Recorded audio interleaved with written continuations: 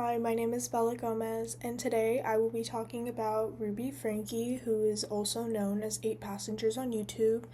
So, just to kind of go over what I will be talking about today, I will be talking about the Ruby Franke case as well as what was charged to both her and Jodi Hildebrandt. And I will also be talking about the social process theory.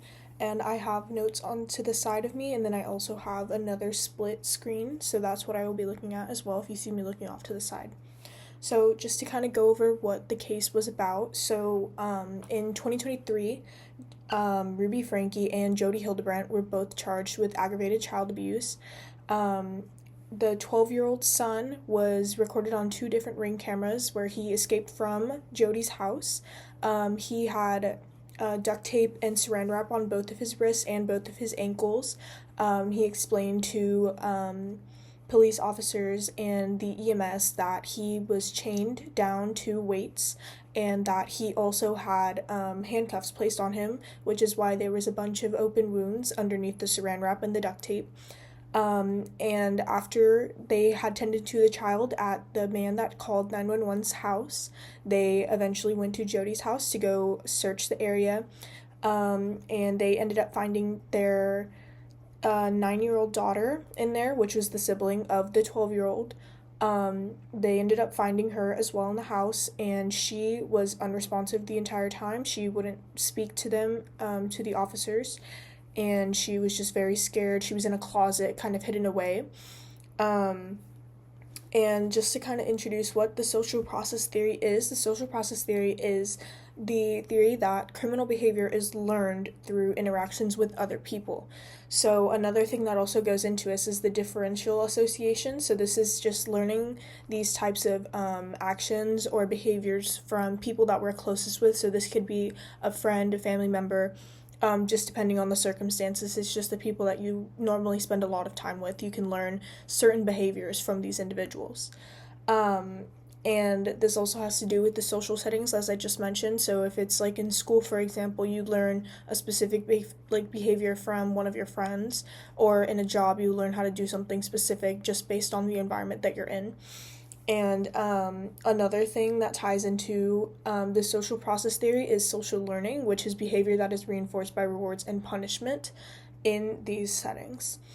And so another question that I'm looking to answer today is, how did Jodi's relationship with Ruby influence the actions that Ruby had committed towards her children, which would have been child abuse? So one of the main things that I had taken note of was the fact that her kids were in Jodi's house, not in Ruby's house. She had the kids placed in these rooms. Where the 12-year-old boy was placed in the house was not disclosed, but the 9-year-old daughter, she was in a room by herself in a closet. As I said before, she was not speaking to the officers. She was too scared to speak, and both of them were, they were starving, and they hadn't had any type of nutrition or food or water that had come their way. They have been starved for a good amount of time. So one of the ways that their relationship, and they, I mean Judy and Ruby, they had a lot of isolation from others. Whenever they had gone to go see the house, the body cam footage had shown the layout and style of the house, showing how spread out it was, how many rooms there were, and how isolated it kind of was in terms of like how far apart the beds were, or how far apart the kids were, for example.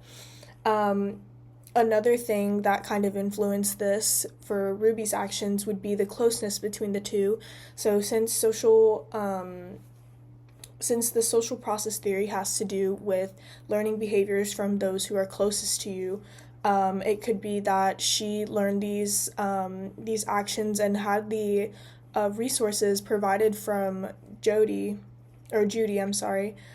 She had the resources. By resources, it would be the handcuffs and the weights and everything, because she had a weight room inside of the house as well.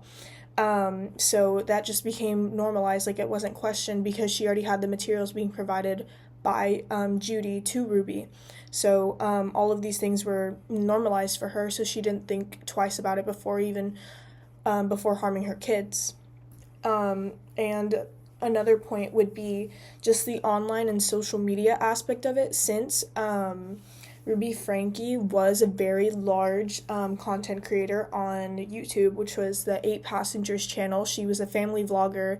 She would often show her children on these videos that she would create and post to the internet. A lot of the times, if it's only like, they choose selectively what they choose to post on these things. So one of the things that kind of like that could have validated her actions even more was the comments from people potentially that are saying that she's a good mom, that the way that she handles like criticism or just like any type of like punishment, I would say, for her children was validated. Like, these people would see that in a way that she would respond to something that her child may have done that wasn't necessarily the best. She probably got a lot of validation from these people online commenting on her post saying, "Oh, you're such a great mom," and just kind of further validating her actions, even though they really couldn't see what was going on until it got revealed. And another thing that she could have done as well was just in order to like avoid backlash online, was that she probably learned how to internalize all of these abusive like feelings, or just like wanting to like do these actions to her children. She probably realized that, you know, she has like to have like an on and off switch whenever it comes to having the camera on or having the camera off. So as soon as that camera turns off, she already knows that that's her go to be able to have these like the freedom to do whichever that she wants to these children, which is not right whatsoever. And another thing that has to do with this is that the social learning theory also has to do with the fact that they kind of pick up on how to internalize and how to limit their reactions to behaviors or specific things that go on that might trigger like their thoughts to harm these children, which is what she did. And just to kind of conclude, you know, her actions were heavily influenced by her relationship with Jody. You could tell that they were very close. She left the children there by themselves, only with Jody in the house. And since abusive behavior can be learned, she did realize that, you know, what she was doing was wrong. Even whenever Jody had answered the front door, she already had the attorney on the phone. She already knew that what they were doing was not right. She had her attorney on the phone. She had that safe that had, you know, the chains that tied down the 12-year-old boy. And it wasn't stated in the video whether or not if the 8-year-old or the 9-year-old daughter was also receiving the same treatment. But since the 12-year-old boy was the first one to be revealed in the video, they had that safe that kind of locked away. It was like a hidden room. So they knew that these behaviors were bad, but both of them were still enabling each other anyway. So thank you so much for listening. And that is the Ruby Franke case.